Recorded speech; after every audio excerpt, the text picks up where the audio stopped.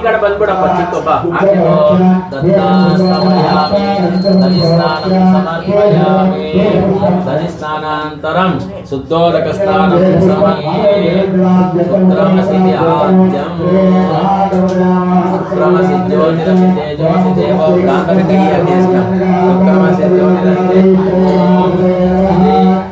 అన్నదాన సుబ్రహ్మణ్యేశ్వర స్వామి దేవతాభ్యో నమః ఫలపంచామృత స్నానానంతరం శుద్ధోదక స్నానం సమర్పయామి సుబ్రహ్మణ్య వరద గోవింద గోవిపతయే హర హర మహాదేవ శంభో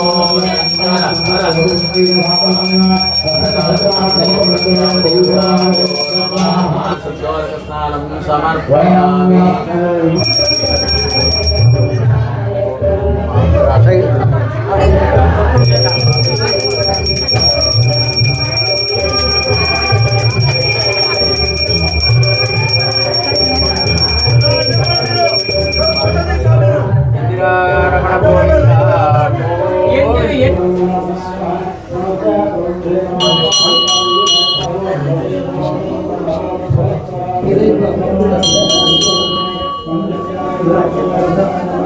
शंकरायण सुलभानि नेम खट्वांगी नेम विष्णु वल्लभायन देवीस्तान अंबिकानाथायन श्रीगंधायन भक्तवत्सलायन भवायन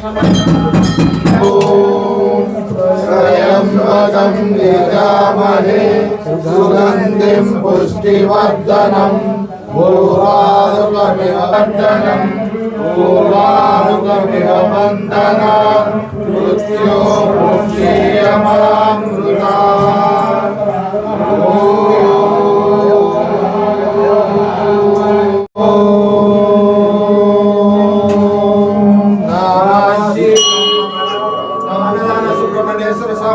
गोविंदा गोविंदा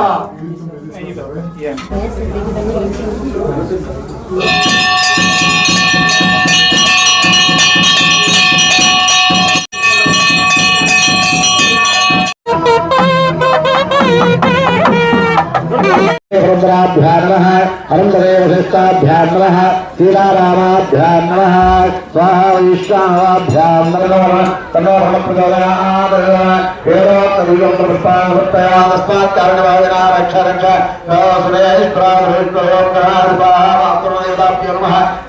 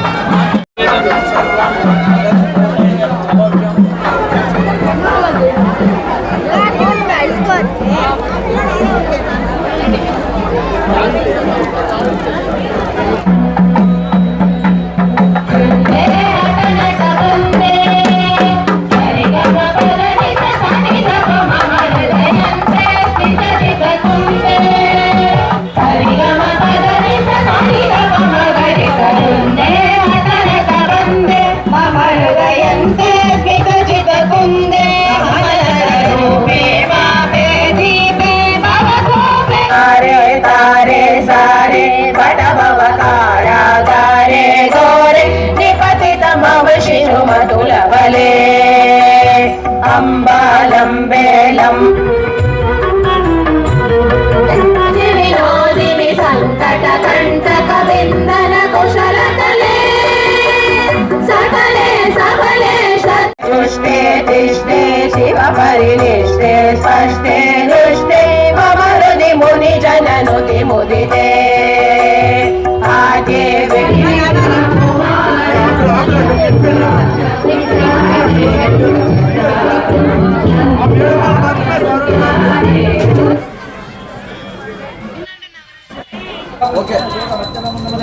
ఈ క్షేత్రము హిందూపురం నుంచి సూగూరు పోచనపల్లి రోడ్డులో పెన్నా నది ఒడ్డున ఉన్న కాశీ విశ్వేశ్వర అన్నదాన సుబ్రహ్మణ్యేశ్వర దేవస్థానం ఇది. ఈ క్షేత్రములో కాశీ విశ్వేశ్వరుడు మరియు అన్నదాన సుబ్రహ్మణ్యేశ్వర స్వామి కొలువై ఉన్నారు. ఇవి చాలా పురాతన దేవాలయాలు.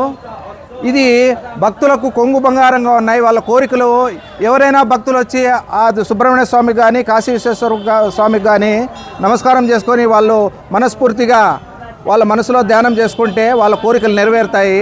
అందువల్ల ఇక్కడ ఎక్కడెక్కడి నుంచో కర్ణాటక, ఆంధ్ర, 3 రాష్ట్రాల నుంచి ఇక్కడికి వచ్చి ఆంధ్ర, తెలంగాణ, కర్ణాటక రాష్ట్రాల నుంచి ఇక్కడికి భక్తులు వస్తూ ఉంటారు.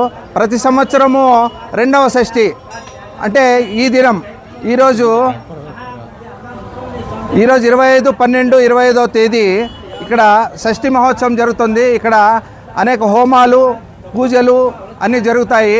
చాలామంది చుట్టుపక్కల గ్రామాల వాళ్ళు కర్ణాటక, ఆంధ్రప్రదేశ్ నుంచి చాలా వేలాది మంది వచ్చి ఇక్కడ స్వామిని దర్శనం చేసుకొని ఇక్కడ ప్రసాదాలు తీసుకొని అన్నదానము సుబ్రహ్మణ్యేశ్వర అన్నదానం తీసుకొని పోతారు.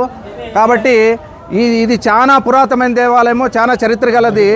ఇది చాలా శిథిలావస్థలో ఉంటే ఇక్కడ డాక్టర్ నరసింహారెడ్డి గారు మరియు మేమంతా కలిసి ఈ దేవాలయాన్ని అభివృద్ధి చేయాలనే సంకల్పంతో ముందుకు పోతున్నాము.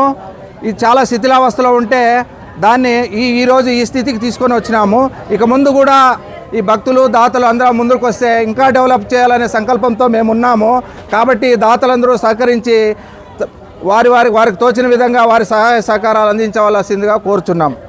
తర్వాత వాగర్థావ్య సంప్రోక్తో వాగర్థ ప్రతిపత్తే జగత పితరవు వందే పార్వతీ పరమేశ్వరవు.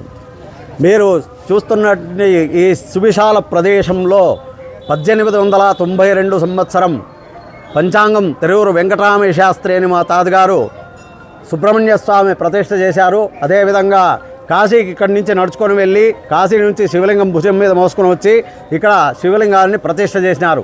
ఇది శ్రీ అన్నదాన సుబ్రహ్మణ్యేశ్వర స్వామి దేవస్థానం మరియు శ్రీ ప్రసన్న మహాగణపతి ప్రసన్న పార్వతీ సమేత శ్రీ కాశీ విశ్వేశ్వర స్వామి నందీశ్వర స్వామి సుప్రసిద్ధమైనటువంటి పురాతన క్షేత్రం.